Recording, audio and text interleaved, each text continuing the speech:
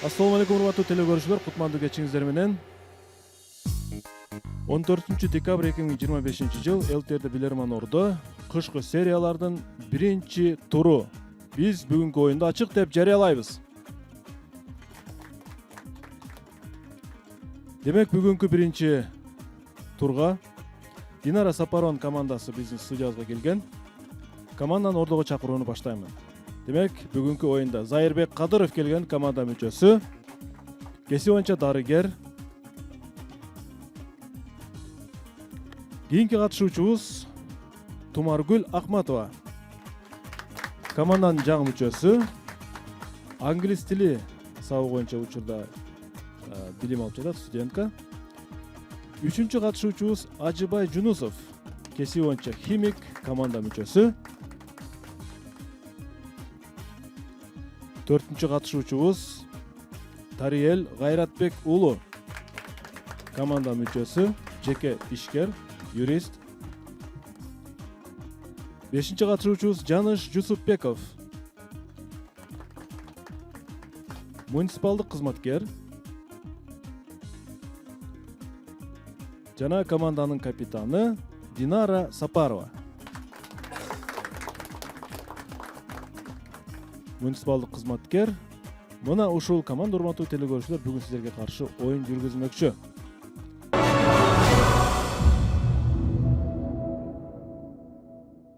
Дагы бир жолу кутмандуу кечиңиздер менен. Динара, кош келипсиздер бүгүнкү оюнга. Кышкы сериялар сиздер менен башталды. Сиздер буга чейинки оюнуңуздар, күзгү сериядагы оюнуңуздар бир упай айырма менен жеңилип калгансыздар, 6-5 эсебинде. Бүгүн дагы сиздер кайрадан премьер лигага ат салышасыздар. Ошон үчүн жоопкерчиликтүү оюн болуш керек бүгүнкү оюн сиздер үчүн. Демек теле көрүүчүлөр менен амандашыңыз. Команданын маанайы жакшыбы, оюнга даярсыздарбы? Эки ооз сөз. Урматтуу алып баруучу, саламатсыздарбы? Клуб мүчөлөрү жана теле көрүүчүлөр. Бүгүн биздин команда жакшы маанайда оюнга келди. Теле көрүүчүлөр менен таймашууга даярбыз. Анда эмесе команда ийгилик каалайбыз. Урматтуу теле көрүүчүлөр, бизге жаңы кошулгандар болсо, анда биздин экрандагы даректерди жазып алыңыздар жана суроо жөнөтүүнү баштаңыздар. Чөнтөк телефондорду алабыз, смартфондорду жана биздин электрондук даректерге суроо жөнөтүүнү баштаңыздар. Билерман астыңкысызча Ордо биздин Инстаграмдагы дарегибиз. Билерман Ордо Фейсбуктагы баракчабыз бар. Билерман ЧК ТВ күчүкчө mail ЧК биздин электрондук дарегибиз. Жана YouTube'да Билерман оюндарыбызды көрсөңүздөр болот. Мына ушул даректерге суроо жөнөтүңүздөр, катталыңыздар жана сөзсүз түрдө фото сүрөт дарегиңиздер кошо келиш керек. Биздин башкы өнөктөшүбүз Барбол кондитердик фабрикасы. Адал таттуу дайыма жаңы гана продукциялар менен бизди кубандырып келет. Дагы бир өнөктөшүбүз бул Таев костюм дүкөнү сиздерге жана теле көрүүчүлөргө ийгиликтерди каалайт.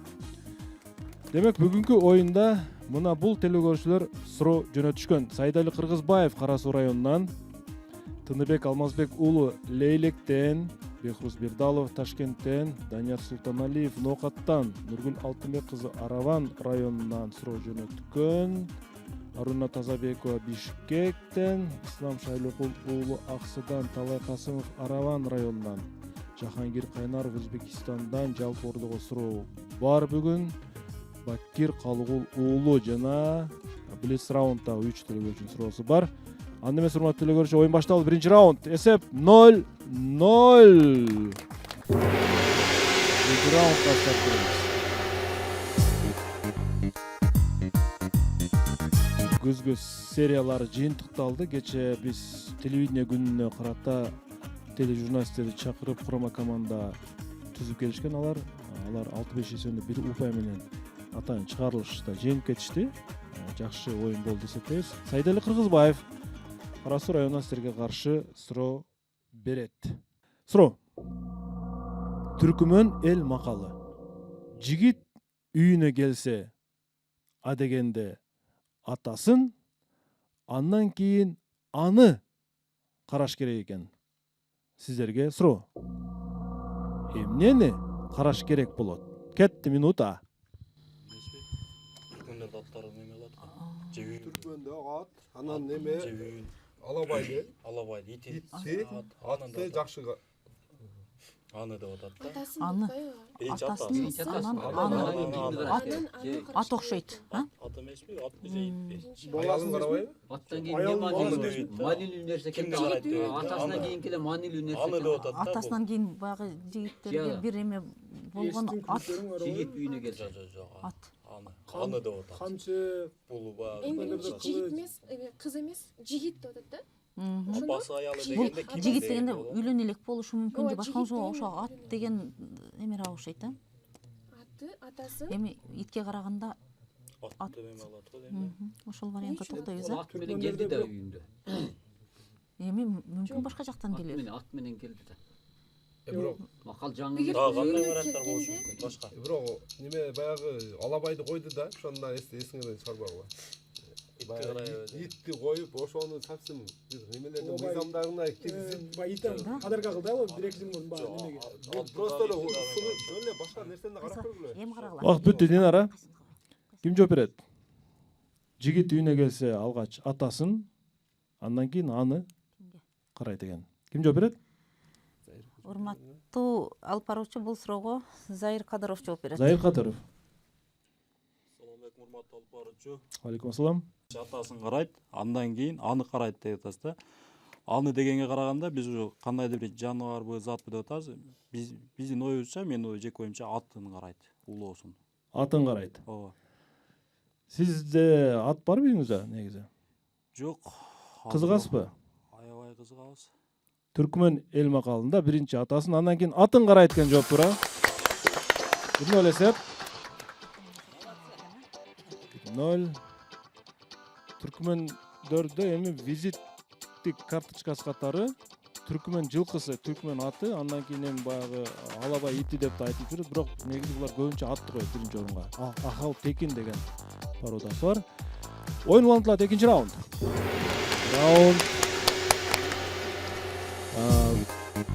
Команда курамындагы Жаныш мырза буга чейин Ош шаар мэриясына караштуу жаштар комитетинин жетектеп келген. Бул учурда Араван району болуп калабы? Жаныш мырза, кайсы район? Араван районунун Керметов, жаңы Керметов айыл өкмөтүнүн башчысы болуп иштеп жатат. Биз куттуктап коелу Жаныш мырзаны. Айыл өкмөттү жетектөө оңой олтоң иш эмес.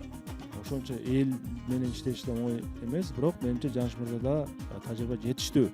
Жахангир Кайнаров, Өзбекстан Сырдария облусунан силерге каршы суроо берет. Сиз башкарган айыл өкмөттө канча миң калк бар, Жаныш мырза? Бизде калк мындай комплект аз эле, бирок 15 миңди түзөт. 15 миң, Ооба. Аз эмес, бирок. Аз эмес экен, орто десек болот. Жакшы. Көрүнүшүп калдыңызбы? Ооба, албетте. Аябай жумуш көп, элдин суроо талабы көп, бирок ошого карабастан чечип берип, убагында аракеттерди жасап атабыз. Сизди эми кризис менеджер катары чакырышты деп ойлойбуз. Айыл өкмөттөрдүн потенциалы негизи жакшы, бирок инвестиция тартуу маселелери, айыл өкмөттү өндүрүү маселелери негизи ушул айыл өкмөттүн өзүнүн дагы менеджерлик сыпатына байланыштуу болсо керек деп ойлойбуз. Суроо. Айрым маалыматтарда Европанын түндүк жээгине жакын жерде бир нече агымдын, бул суунун агымы назарга тутулуп атат. Бир нече агымдын бир убакта кагылышуусу күчтүү агымдардын алып келген укмуштуудай суу астындагы фаунасы жөнүндө маалыматтарды уксак болот. Суроонун авторунун айтымында бул жер жырткычтар үчүн түрдүү азыктардын топтолгон жери болуп саналат экен. Ошол күчтүү агымдар, толкундардын кагылышкан жери. Америкада биринчи жолу 1939 Нью-Йоркто өткөн дүйнөлүк жарманкеде ушул аталыш, мен назарга тутуп жаткан аталыш, коомчулукка биринчи жолу сунушталып, жакшы кабыл алышкан экен коомчулук. Япондор болсо аны Викингу Риори деп аташат экен япондор. Эмнегедир.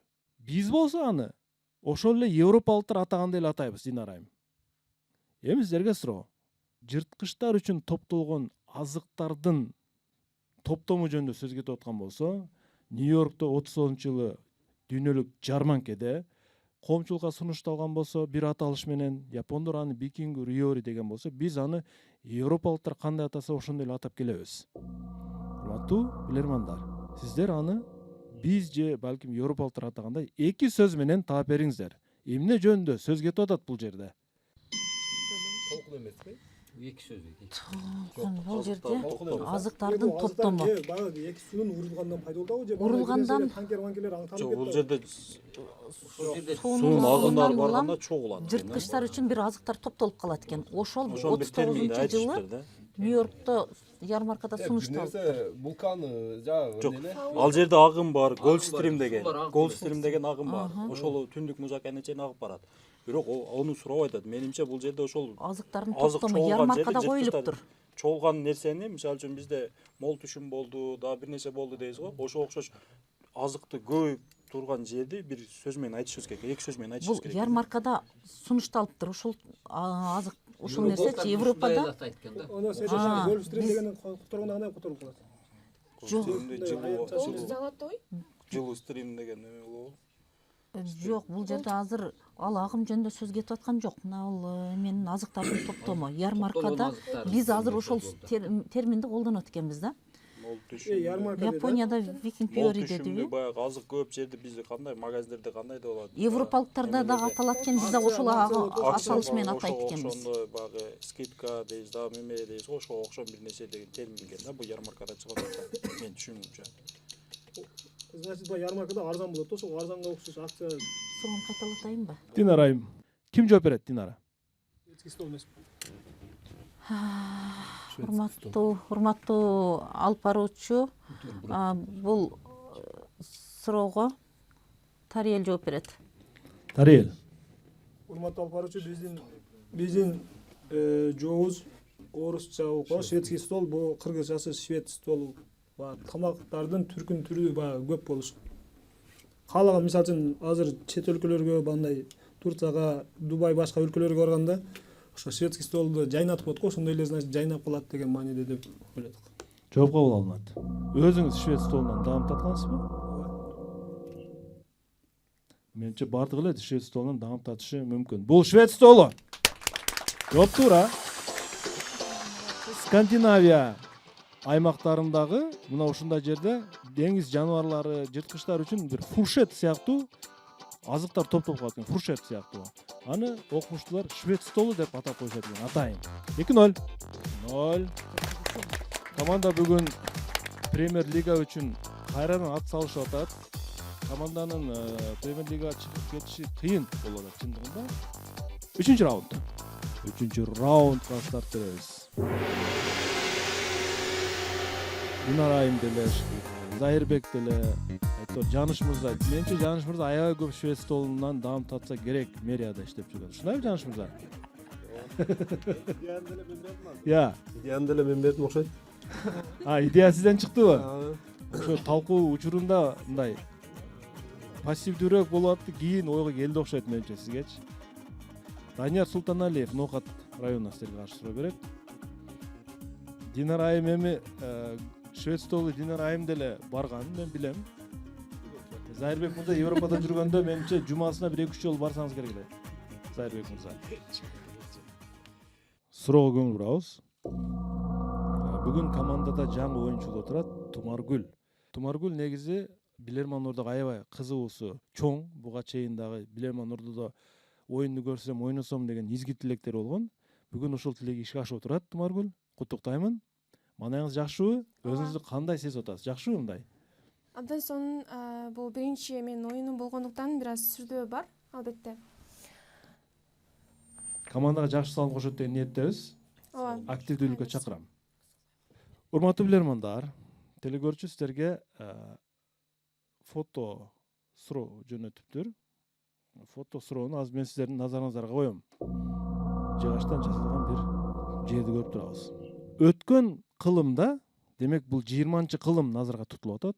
Өткөн кылымда курулган кээ бир гараждарда мына ушундай айлана формасындагы жыгачтан жасалган полду көрүүгө болор эле. Эми канчанчы жыл экенин мен билбейм.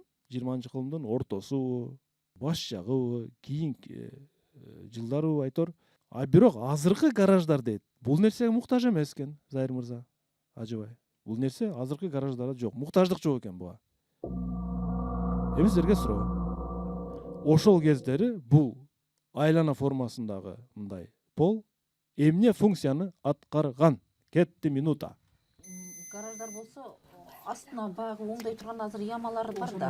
Азыр жама болуп калды да, бул астына машинаны койсо, Астына машинаны айлантканга да. Машинаны коюп көтөрүп туруп, асып койсо болот да, ошондой Аз көтөрүп асып механизм коет. машинаны коюп туруп анан бул кийин буну алган ба? амортизация бана неме эмеспи? Ошо устаканаларды мындай көтөрөт го, төрт бүтүнөн көтөрүп эле неме кыла турат. Маанилеп карасаңыздар, бул ортодо мындай төртбурчтук Бул айланат турат да, айланыш керек. Айланат. Айланат. Айланганда машинаны бир сире караш үчүн неме кылабыз, жылдырабыз. Азыр буга муктаждыктын кереги жок болуп калып атат. Себеби Аз көтөрөбүз. Төрт жерден тарс көтөрүп туруп эле, Көтөрөп машина турганда түнүн карап иштеп коет. Асфальтта асфальт Эми темир көрсө болот. Бирок мына столду неге турат? Алып туруп баягы машинаны яма бар го, ямага кирип туруп астын карайт же болбосо көтөрөт. Ошо бул кайсынысына? Түшүнбөдүм. Азыр мына көтөрө тургандагы бар, көтөрүп же болбосо яма кылып туруп яманын ичине кирип карайт. Айлана болгондон кийин айланыш керек да, бул сөз. Айланыш керек. бул баягы Болмаса гаражда айланат атат да, краска кылыш үчүн эмеспи? Машинаны краска кылыш үчүн болчу. Машинаны мындай айлантат да, машинаны коюп туруп айланат. Бул жөн эле вариант анан Жок, туура эле вариант. 3 вариант болуп калды. Кайсынысын? Мойкадагы болбойбу? Жок, болот. Гаражда отурат. Мойкада эле болушу мүмкүн. Азыр кеткенге болот. краскага болушу мүмкүн. Себеби немени айлантып чачканга же болбосо ошол устакана Устакана. Мына стол не себептен турат? ошол стол анан мына ортодо дагы Ортодо дагы люк турат да. Кайсынысын токтойбуз? Азыр 3 бирок ал ортодо сол түбүндө яма, түбүндө карайт чыга. Динара айым убакыт бүттү. кандай кылабыз? Ким жооп берет? Амортизация катары колдонот. Бул суроого Жаныш Жусупбеков жооп берет. Жаныш Жусупбеков. Кандай функцияны аткарган бул жыгач айлана формадагы пол? Урматтуу алып баруучу, бул эми азыр устакана болгондо турабы? Аны билбедим. Суроодо антайды окубадым. Устакана же башка кээ бир гараждарда деп коюпту. Демек бардыгында жок бул нерсе. Эми ал кезде машинанын өзү көпчүлүктө болбосо керек деп ойлойм да. Команданын ою боюнча эми машинаны коет ушул жерге. Анан мисалы любой эле нерсесин көрүш керек болгон болсо, краскасы болобу же болбосо устакана болобу, ошол нерсеге колдонулган деп эле анан машинаны мындай коюп туруп, буруп чыгып кеткенге дагы удобный болгон, ылайыкташтырылган болушу мүмкүн да. Демек сиз кайсыга токтолосуз? Сиз бир 2-3 ойду айтып салдыңыз азырчы. Бир жооп болуш керек да, бир жооп. Бул ушун үчүн коюлган деп. Менин оюмча ошол машинаны буруп ыңгайлуу кылып туруп, мисалы алып чыгып кеткенге неме кылып, машинаны оңдоп аткандан кийин кайра коюп туруп, мисалы мынаны айлантып туруп эле, мынаны мындай тоголокту айлантып туруп алып чыгып кеткенге, бул устакана болгон өзү. Анан бирок машинаны парковка сыяктуу коюп туруп, айлантып оңдоп туруп кайра алып чыгып кеткенге удобный кылып жасалган бул. Жооп кабыл алынат.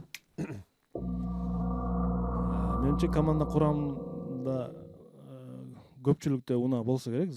Динара айымда тажрыйбалуу айдоочу болуп калган, менин билишимче Динара айымдар. Бирок эми азыркы учурда муктаждык жок буга.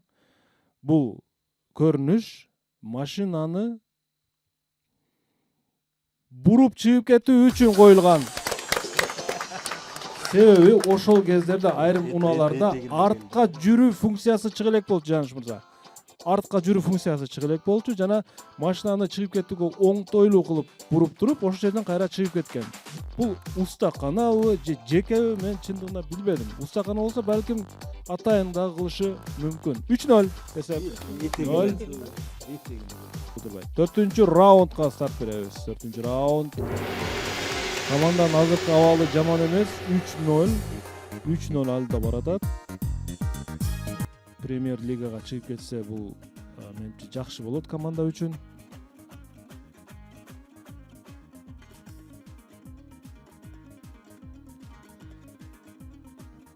Ислам Шайлокулуулу Аксы районунан силерге каршы суроо берет. Суроо, урматтуу команда. Бул нерсе биздин материкке 15-кылымда импорт аркылуу келген дейт. Биздин материк болгондо бул Евразия назарга тутулуп атат. 17-кылымда Орус империясы бул нерсени караңгылыктан же жапайчылыктан чыгып интеллигент жашоого тартыш үчүн колдонгон дейт ушул нерсени. Ал эми социализм заманында экономиканы көтөрүш үчүн дагы, планды толтуруш үчүн дагы дал ушунун жардамына таянган учурлар болгон дейт. Башкача айтканда, ошол кездеги бийлик башындагы төбөлдөрдөн баштап, карапайым жумушчуга чейин ушул нерсени жашоосунда да бир керектүү деп эсептешкен, колдонушкан экен.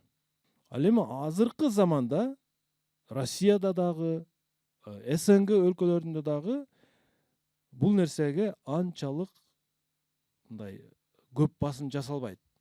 Экономикага көтөрүш керек, муну менен тиги бу деген бир анчалык басым жасалбайт. Эми сиздерге суроо. Бул жерде эмне жөнүндө сөз кетип жатат? Кетти минута. Тамеки же какай неме ба? Бирок 17 Канапа. кылымда 15-кылымда дейм. 15-кылымда келген. импорт болуп Ошо келген. тамеки о немеден Орустардын империясы алып келген. Америкадан келген, хорошо. Евразияга. Бирок Бирок мына тамеки же картошкабы же эми карагыла, жүгөрү караңгылыктан чыккан интеллигенцияга Же өтүүдө пахал. пайдаланган дейт. Орус империясы 17-кылымда эмнеге тамекини Жапайчылык пайдаланган? жою максат. Жапайчыл тамеки бул жерде эме жок. Эми тартип жок. эми социализм учурунда төбөлдөрдөн карапайымга чейин баягы экономиканы көтөрүүгө пайдаланган дейт. тамеки терген да. Терген. Бизге чырак качан келген чырак? Ошо мен да чыракка кетип атат Бизге да. мына свет качан кирген? Электрический же ол элишин Жок. чагы. Азыр басым жасалбай калды деп атат. Эмеден бар эле да, илгертен бар эле биз Бирок азыр басым жасалбай калды. Караңгылыктан Азыр интеллигенция. канапе Жок, болушу, азыр тамеки болушу мүмкүн, Но сиз картошка айткандай болушу силерде мүмкүн. силердин убагыңарда тамекиге чыккансыңар. Жок, чыкканбыз, бирок бул Кагаз эмес. мындан карасаң караңгылыктан интеллигенцияга өтүүдө тамеки пайдаланылбайт да. Колдонгон Тамеки өзү чеккендин көптүш дагы болгон. Хорошо, Эмне мындай ката эле. беш Азыр жыл. басым жасалбай калды. Социал карапайымга чейин Сталиндеге экономиканы. сол болушу, одан башка да. Динара, Жок. убакыт бүтү, ким жооп берет? Энергиясын айтасың. Токтотобуз ордо талкууну. Динара, Урматтуу алып баруучу, бул суроого Зайыр Кадыров жооп Зайыр берет. Кадыров. Урматтуу алып баруучу, бизде бир нече вариант болуп атат. Биздин оюбузча бул тамеки. Кадимки эле биз өзүбүз иштетип жүргөнбүз, же колдонуп жүргөнбүз. Бүгүнкү күндө же колдонбой калды. Экономиканы да көтөргөнгө анчалык мааниси жоголуп кетти. Тамеки. Тамеки болуш керек. Жооп кабыл алынат. Сиз өзүңүз ушул нерсеге мындай кандай карайсыз? Кандай карайсыз дегенде терс карашыңыз мүмкүн, бирок мен эми муну пропаганда кылгандан алысмын. Эми мен туура жоопту айта элекмин азырынча. Өзүңүз көз карашыңыз кандай? Колдонбогон болушуңуз керек, сиз эми дарыгерсиз да. Биз алдай албайбыз, дарыгербиз, бирок колдонгонбуз, бирок учурда азыр мындай колдонбойбуз. Учурда актуалдуу эмеспи? Жок, актуалдуу эмес. Экономиканы көтөрбөйбү азыр? Үй бүлөлүк бюджетке зыян. Чөнтөккө зыян. Ден соолукка да зыян. Ден соолукка да зыян. Жооп туура. Тамеки. Тамеки жөнүндө сөз болду. Буну Петр I мажбурлап чектирген. Сталиндин мисалында ушул пропаганданы айтсак болот. Сталиндин жанагы бүштөк дейби, кандай? Ошонусу менен сүрөтүн, портретин илип койгон да кабинеттеги. Демек, бул мамлекет жетекчиси чегип аткан болсо, сен чекпей каяка барасың деген бир пропаганда болгон экен кайсы бир жылдары. 4-0. 5-чи раунд. Команда мындай, кандай десем, таң калыштуу абалда алдыга кетип атат. 4-0. Көптөн бери мына көрсөткүч жок эле. Команда мына оң жамбашына туруп келгенби? Аябай катуу даярданышканбы булар? Себеби 2 жумадан бери Динара Сапарова команданы биз ойнойбуз деп ушинтип демигип жүргөн. Аруна Тазабекова Бишкектен силерге каршы суроо берет. Телекөрүүчү сиздерге бир сүрөт жөнөтүптүр. Урматтуу билермандар, Техас штатынын тургуну Рэнди Вагнер, тургундун аты жөнү ушундай экен. Үйүнүн сырткы көрүнүшү мына ушундай экен. Ушул Рэнди Вагнердин үйүнүн сырткы көрүнүшү ушундай экен. Сиздерге суроо. эмне үчүн же кандай максатта ал үйүн ушинтип курган? Ким жооп берет? Заир Кадыров. Ушул адам үйүн суу каптоодон коргош үчүн ушундай дамба курган. 5-0.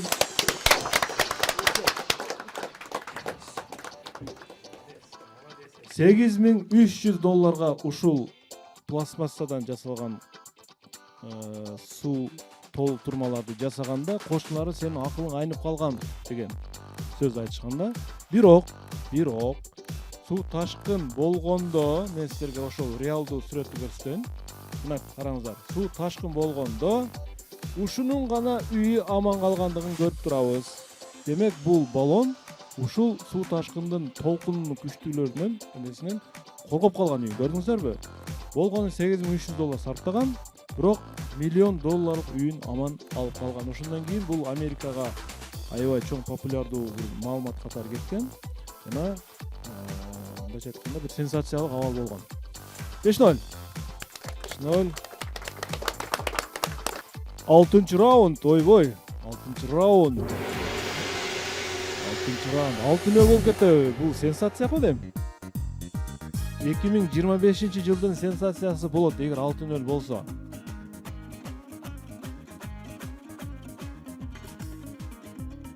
Ай, билистен өтүп кетти.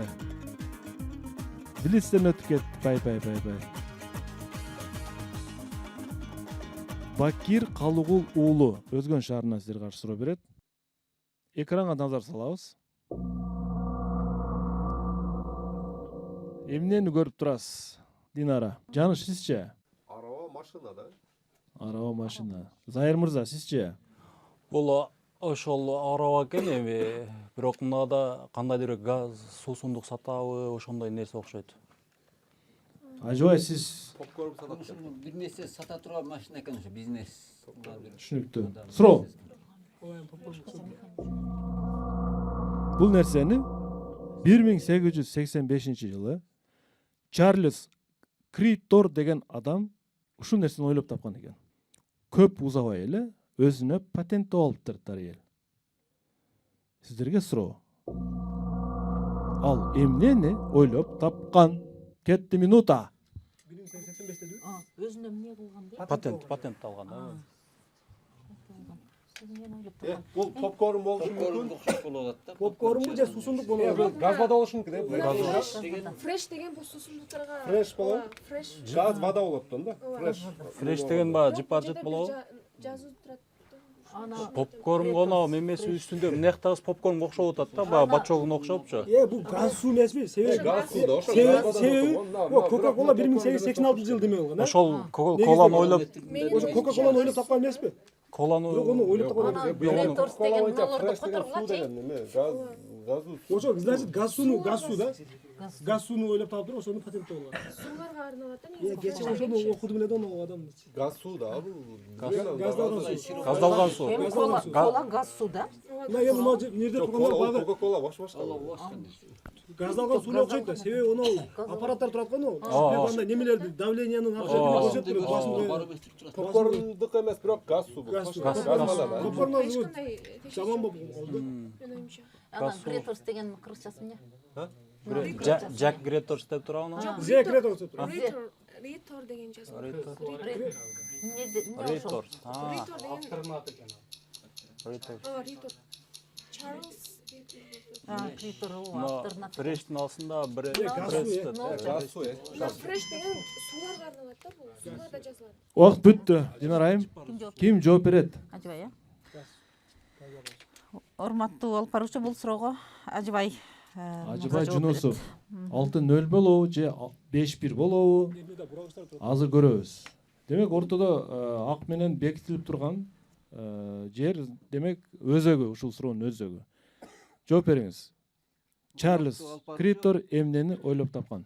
Урматтуу алып баруучу, биз команда менен кызуу талаш тартыштык. Бардыгыбыз эле дээрлик бир көз карашта болуп атабыз. Бул газдалган сууну чыгаруучу аппарат деп ойлоп атабыз. Газдалган сууну чыгаруучу аппарат. Жооп кабыл алынат. Фреш Пристет дейби, кандай? Ордодон сурагым келди. Ордон да бир кепке тарталы. Кимде кандай пикир бар? Сиздер дагы макул кошуласыздарбы? Балким бул пахта кант же попкорн чыгаруучу аппарат болушу мүмкүн. Түшүнүктүү. Урматтуу алып баруучу, мен попкорнго эле токтойм, анткени бул жакта жазууга көңүл бура турган болсок, roasted деген сөз бул жаңы куурулган деген да. Бул менимче жүгөрүнүн жаңыдан куурулган дегендей мааниде айткан окшойт да. Fresh roasted дегенди айтып атасызбы? Roasted айтып атам мен. Криторс аты, Ал кишинин. аты. Мен ошо жазууга басым жасап туруп Курулган деген билдиреби? Ооба, куурулган деген болот ошол. Түшүнүктүү. Түшүнүктүү. Эми туура жоопту айтабыз. Бул деген туура жооп ошол сүрөттүн өзүнүн толук көрүнүшү. Сүрөттүн өзүнүн толук көрүнүшү. Демек, бул попкорн чыгаруучу аппарат.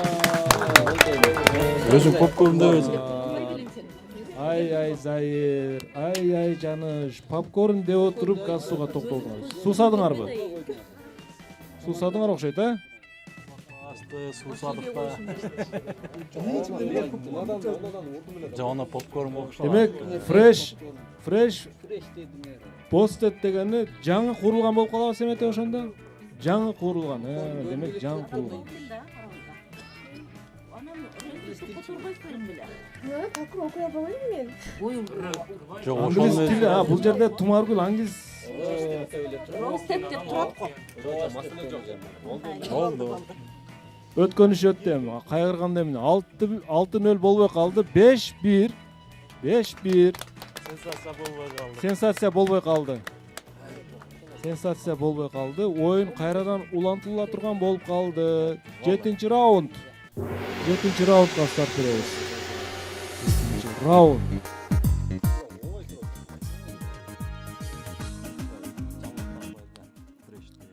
Оңой суроо экен дейт Жаныш мырза. Анда попкорн деш керек эле. Мен попкорнду, бирок силер попкорнго көбүрөөк токтолгондой болдуңар эле, бирок акыркы секундаларда газ сууга өтүп кеттиңер да.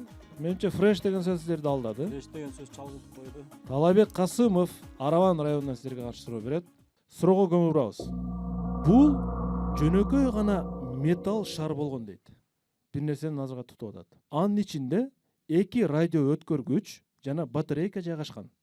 Бул объект жерден өтө алыс кетпесе да, анын ишке кириши космос доорунун расмий башталышы деп эсептелет экен.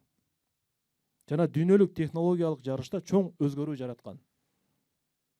Ал 1957 жылы 4 октябрда Советтер Союзу тарабынан ишке киргизилген.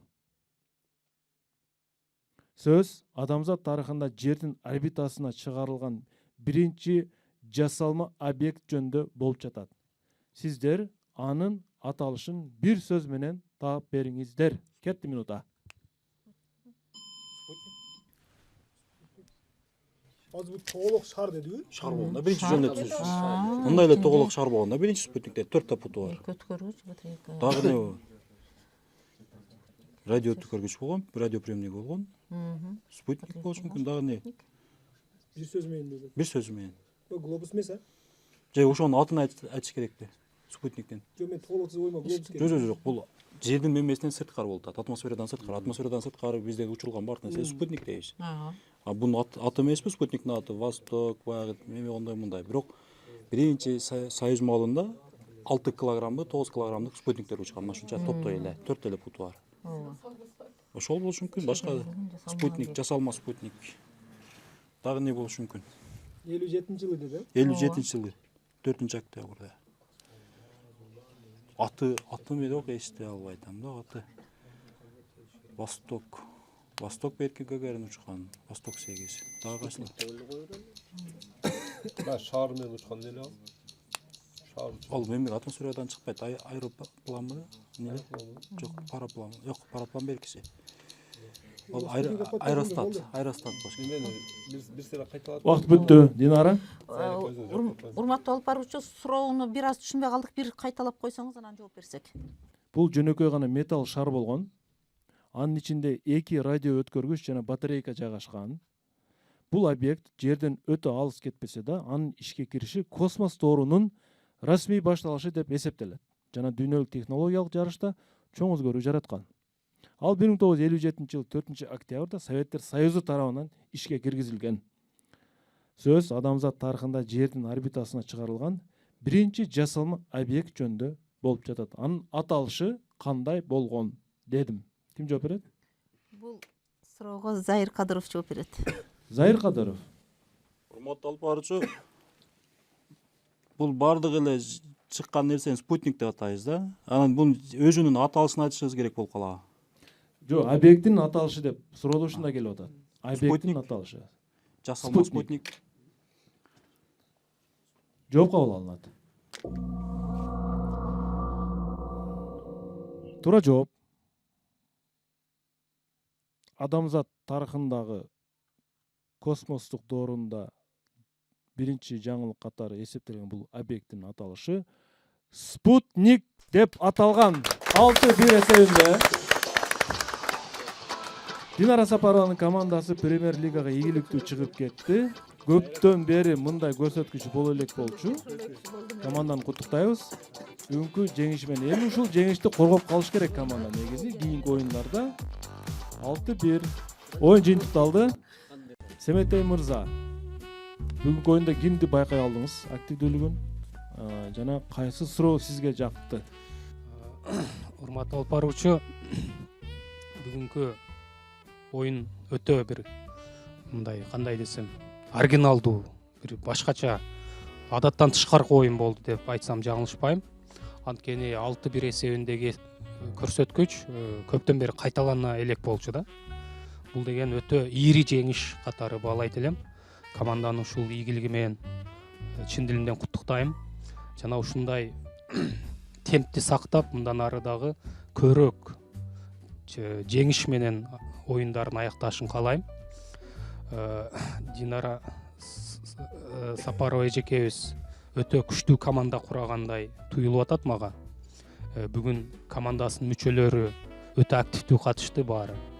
Бирок арасынан өзгөчөлөнүп, Заир мырза мыкты ойноду бүгүн.